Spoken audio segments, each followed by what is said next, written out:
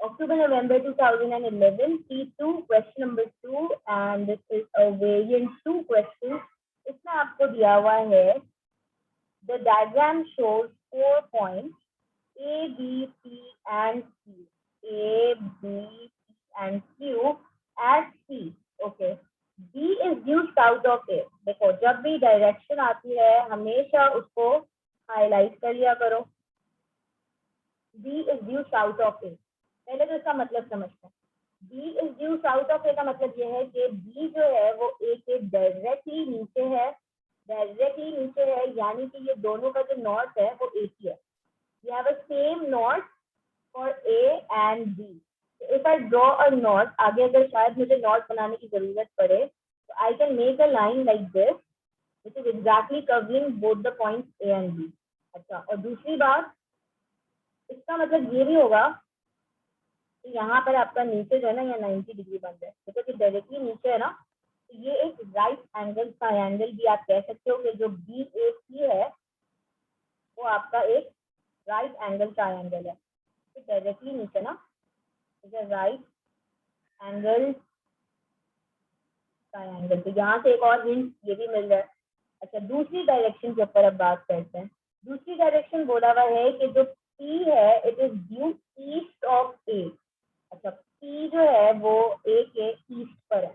सही है, यानी कि डायरेक्टली अगर इस बात से भी यही प्रूफ मिल रहा है कि ये आपका बेसिकली ये जो AB लाइन है वो AP के परपेंडिकुलर है. तो 90 डिग्री बन जाएगा यहाँ पे भी. सही है.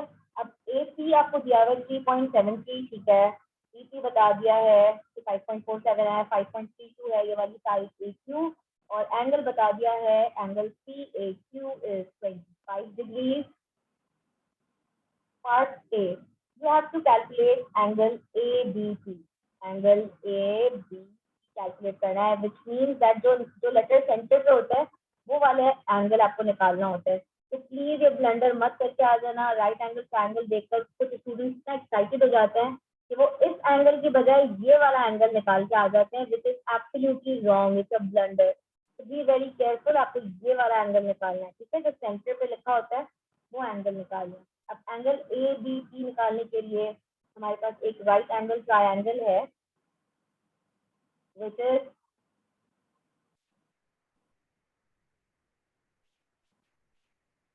BAC. ठीक है, तो ये आपका 90 डिग्री है. आपको ये वाला एंगल फाइंड आउट करना है. This is 3.73 and this is 5.47. अच्छा, 5.47 आपका ऑपोजिट टू 90 डिग्री है, so it's the hypotenuse and we have to find out the angle.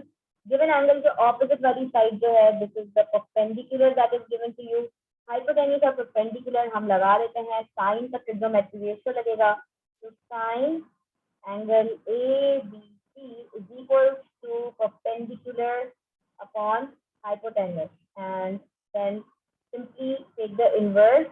So angle ABC is equal to sin inverse. अच्छा, जब भी inverse लेते हैं तो सिर्फ इस तरह मत लिख के आ जाना 3.73 अपॉन 5.47. नो, आपने ब्रैकेट बनाना लाजमी है. ठीक है, ये मैं पिछली क्लासेस में सब बता चुकी हूँ. You have to make bracket whenever you take inverse. So 3.73 upon 5.47 and then take inverse of sine. This is going to give you 42.99. अच्छा, 42.99 वन डेसिमल प्लेस तक राउंड ऑफ कर लेंगे. 42.99 with one decimal place तक round of करेंगे. You add 1 to it. 9 plus 1 is 10. This is going to be 43.0. So 43.0 degree first part का answer हो जाएगा. इसके बाद इसका पार्ट बी कह रहा है calculate PQ. It's a 4 mark question. अच्छा, 4 मार्क से इमीडिएटली मुझे क्लिक करेगा कि या तो साइन रूल होगा या तो कोसाइन रूल होगा. साइड निकालनी है, 4 मार्क का सवाल है, डेफिनेटली कोई ना कोई रूल लगेगा. आ जाते हैं PQ की तरफ. देखो PQ जो है वो अगर आप इस ट्रायंगल को कंसीडर करो जो ऊपर है APQ. APQ बेसिकली आपका जो है वो एक नॉन राइट एंगल ट्रायंगल है. You have to find out PQ. So yes, you have been given two sides and the middle angle. ये side given है, ये side given है, middle angle is given. Cosine rule. Apply cosine rule. Okay, good. So let's apply cosine rule and find the answer. ठीक है, लेकिन ये मुझे अब आप बताएंगे। कोसाइन रूल निकाल, calculate P Q find out करने के लिए सबसे पहले आपने लिखा P Q square is equal to, फिर आप करोगे जो साइड गिवन है, देखो एक तो ये ए पी गिवन है, अगर मैं इस ट्राइंगल को सेपरेटली ड्रॉ करूं तो इट्स लाइक दिस, देखो this is let's say A, this is C and this is C. A P आपको गिवन है 3.73, this is 5.32, this is 25 degree. ये हो जाएगा पी क्यू स्क्वायर्ड, हमें ये निकालना है ना, ये हो जाएगा P Q squared is equal to 5.32 squared plus 3.73 squared minus 2 into 5.32 into 3.73 cos 25 degree. और अब आप इसको पूरे पे कैलकुलेट करोगे तो फाइनल आंसर आपका पी क्यू का आ जाएगा 2.499, which is approximated to 2.50। बेटा अंडर रूट लाजमी लेना, ये जो आंसर आ रहा है ना इसका अंडर रूट लोगे तो ये आंसर आएगा, सही है, अंडर रूट लोगे तो आंसर आएगा, वरना कंफ्यूज हो जाओगे। तो मिस्टर जो डायरेक्टली पी क्यू स्क्वायर लिखा और फिर इसका आंसर मिस्टर 2.499, नो, यहाँ पर स्क्वायर है, यहाँ पर मैंने कोई स्क्वायर नहीं लगाया, डायरेक्टली मैंने आंसर लिख दिया है। लेकिन आपका आंसर यहाँ पर पहले जो आएगा, फिर आप उस आंसर को अंडर रूट लोगे, ठीक है ना, कैलकुलेटर पे अपना under root and then press the answer key, calculator पे अंडर रूट लगा के फिर आंसर की लगा लेना, तो फाइनल आंसर आ जाएगा 2.50 और इसका जो यूनिट है that is kilometer. Then part C, a boat sailed in a straight line Q from A, okay, Q from A, please underline from A, so it means that we have to make the north on A, find the bearing of A from Q। अच्छा चलो सही है, ये भी सही है, find the bearing of A from Q means that you have to make the north on Q and not at A, so let's make a north on Q, ठीक है।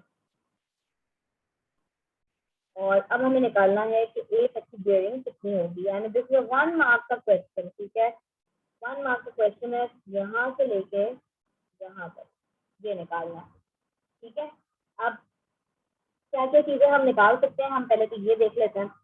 पी क्यू भी बाय द वे हम ऊपर निकाल के आ चुके हैं, I am just going to write it down here, 2.5499 हमने निकाल लिया है। अच्छा ये है हमारा 180 डिग्री, सही है, 180 डिग्री है, और अगर हम ये वाला एंगल फाइंड आउट कर लें और ये वाला एंगल फाइंड आउट कर लें तो 180 में ये पूरा एड अप करेंगे तो हम लोग के पास आंसर आ जाएगा। तो let's do the working for this complete angle. I am so sorry, मैं स्क्रीन गॉट स्टक, मैं दोबारा एक्सप्लेन कर देती हूँ। देखो यहाँ से लेके यहाँ तक का आपको बेसिकली बेयरिंग निकालना है ए फ्रॉम क्यू, तो दिस इज 180 डिग्री। अब हमें ये वाला पूरा एंगल निकालना होगा और वो 180 में ऐड करेंगे तो हमारे पास ये पूरी बेयरिंग आएगी ना, ये बात समझ आई। ये तो 180 है, अब इस पूरे एंगल के लिए हम क्या करेंगे, देखो ये छोटा सा ट्राइंगल के अंदर एंगल है, हम पहले वो निकाल लें। अब हम ये वाला एंगल कैसे निकाल सकते हैं, हम ये वाला एंगल साइन रूल से भी निकाल सकते हैं एंड कोसाइन रूल से भी निकाल सकते हैं। देखो कैसे, जब तीनों साइड गिवन होती है और एक एंगल फाइंड करना होता है तो हम कोसाइन रूल लगा सकते हैं, तो कोसाइन रूल से भी लगा सकते हैं, और दूसरी चीज ये है कि हम साइन रूल से भी एंगल फाइंड आउट कर सकते हैं। तो साइन रूल से हम ये एंगल कैसे फाइंड आउट कर सकते हैं, साइन रूल से हम ये एंगल इस तरह से फाइंड कर सकते हैं कि हमारे पास angle and the side opposite to it is given, angle and the side opposite to it is given, और हमारे पास इस एंगल के कॉरेस्पॉन्डिंग ये वाली साइड भी गिवन है, तो हम साइन रूल लगा सकते हैं। अच्छा जी, क्वेश्चंस आ रहे हैं,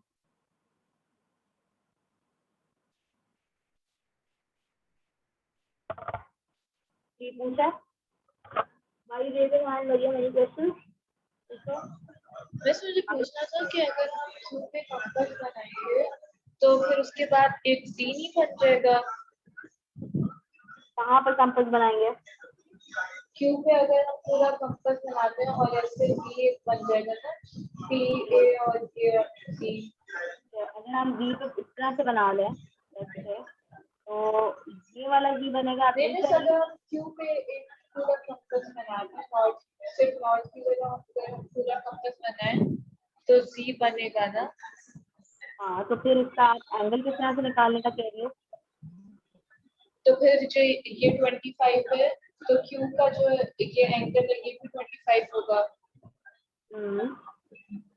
अल्टरनेट एंगल्स। और फिर ये पूरा सर्कल बन रहा है तो हम 360 माइनस 25 भी कर सकते हैं। आप इसको यूं भी तो कह सकती हो ना कि अगर हम 25 डिग्री जो ऑल्टरनेट एंगल है वो ले सकते हैं और फिर हम ऑल्टरनेट लेके 270 में से 25 माइनस कर दें, ये भी हो सकता है। जी मिस। 45 आंसर आ जाएगा ऑल्टरनेट एंगल वाली बात। जी ये भी सही है, ये ज्यादा बेटर अप्रोच, क्योंकि ये 1 मार्क्स का क्वेश्चन है। तो let's do this one then. ठीक है, या तो आप वो भी कर सकते हैं, but that obviously would be little longer approach. Yes, absolutely 1 mark के क्वेश्चन में ऑल्टरनेट एंगल वाली प्रॉपर्टी हम लगा के 270 डिग्री में से अगर हम 25 डिग्री को माइनस कर दें तो हमारे पास 245 डिग्री आएगी जेड बन के। ठीक है, that would also work. Good, proud of you people. So 270 degree minus 25 degree would give you 245 degrees. Z बन रहा है, देखो Z कैसे बन रहा है। अगर मैं इसी लाइन को थोड़ा सा एक्सटेंड कर दूं, सही है, तो यहाँ पर ये पूरा जो है वो आपका Z बनेगा। तो आई कैन से कि जो आपके पास ये वाला एंगल होगा वो बेसिकली इस एंगल के बराबर होगा। ठीक है, और ये क्योंकि पूरा 90 डिग्री है, वैसे ये पूरा 90 है, तो 90 में से आप 25 माइनस करोगे, you can also find out this angle. Just letting you know all the things. ठीक है, आप इस तरह से भी सवालात अटेम्प्ट कर सकते हो। तो 90 minus 25 would give you 65 degree, क्योंकि इसका C2 भी है तो हमें आगे भी ये काम आ सकते हैं चीजें, है ना। और that is going to be 65, this is 25, this is going to be 180 minus 65, 115. Okay, ये वाला एंगल भी मैंने निकाल लिया 115। और कोई चीज जो हम आगे के लिए निकाल सकते हैं, सारी चीजें हमने कैलकुलेट कर ली। दिस इज 90 डिग्री, सही है।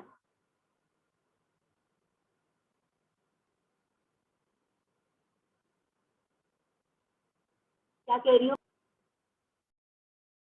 देखो, अगर मैंने एक हॉरिजॉन्टल लाइन बनाई इधर, तो जो ये 25 है वो बेसिकली ये वाला एंगल होगा ना, ये वाला एंगल होगा 25। ठीक है,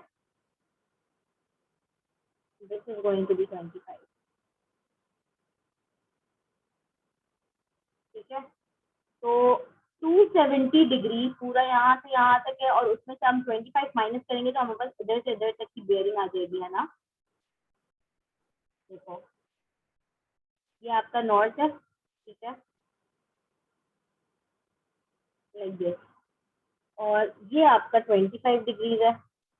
तो 270 डिग्री में हमें पूरा यहाँ तक 270 है, और हमें चाहिए बेयरिंग यहाँ से यहाँ तक की। ठीक है ना, इधर तक। तो हम क्या करेंगे कि हमने 270 डिग्री में 25 माइनस कर दिया, तो हमारे पास यहाँ से यहाँ तक की पूरी बेयरिंग आ गई। ये हमने किया है C1 में।